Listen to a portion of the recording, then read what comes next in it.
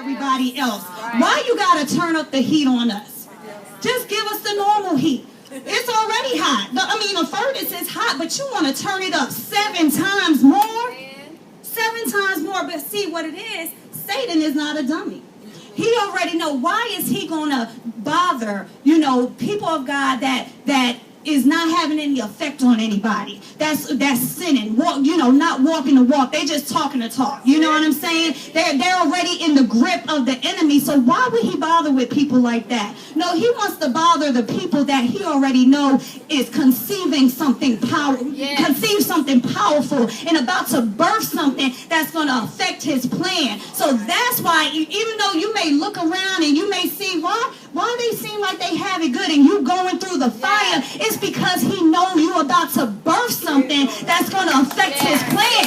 So he is trying to do everything he needs to do to destroy that, to prolong that, because he already know that he's defeated.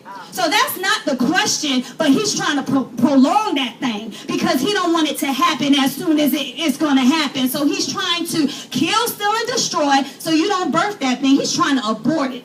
He's trying to make you have a miscarriage. But that ain't going to happen today. You're going to birth that thing because like she said, today you ain't never going to be the same. When you walk out that door, you are not going to be that same woman that walked through this door. Amen? So verse 22, for this reason, because the king's command was urgent and the furnace had been made extremely hot, the flame of the fire slew those men who carried up Shadrach, Meshach, and Abednego. But these 3 men, Shadrach, Meshach, and Abednego, fell into the midst of the furnace of blazing fire, still tied up. So here's the thing. So the unbelievers, they couldn't even sustain the midst of the fire. But the fact that the 3 men had God with them, they were able to deal with that fire. So they fell in tied up still. But the people that carried them in couldn't even get through. They couldn't even get through when they were just taking them and dropping them off. They just burnt up because they didn't have God with them. See, God is going to protect you through the fire. So you have to be connected to the vine. You have to be connected to the Father. Otherwise, we ain't going to make it through the fire. So we need to stay connected to our Father. Okay, so while we're in the fire, he's going to protect you. He's going to provide for you, and he will guide you because it's hard to see through the fire. Sometimes it affects our vision when we're going through the fire because our emotions arise, and sometimes we want to act on our emotions, and it causes us to do things that's not really God's will.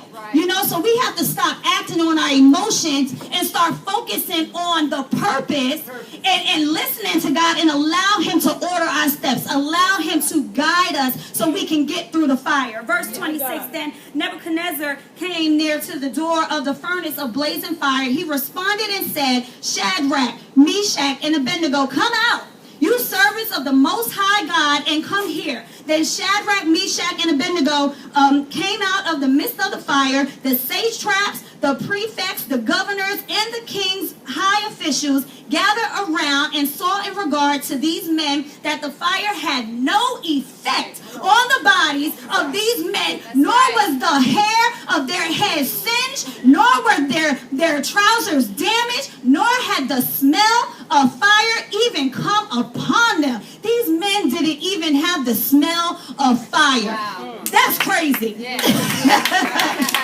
But that's God. Amen. Yeah. That's one of them but God moments. I had a bad day, but God. I didn't know how I was going to pay my rent, but God. So that was one of them but God moments. Amen. Men were in the furnace, and they came out of the furnace, and it says that they didn't even smell like fire. They didn't even have smell on them.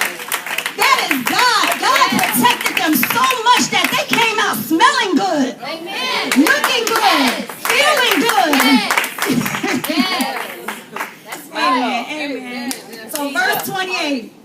So Nebuchadnezzar responded and said, blessed be the God of Shadrach, Meshach, and Abednego, who has sent his angel and delivered his servants who put their trust in him, violating the king's command and yielded up their bodies so as not to serve or worship any god except their own God. Therefore, I make a decree that any people, nation, or tongue that speaks anything offensive against the God of Shadrach, Meshach, and Abednego shall be torn limb from limb, and their houses reduced to a rubbish heap, inasmuch as there is no other God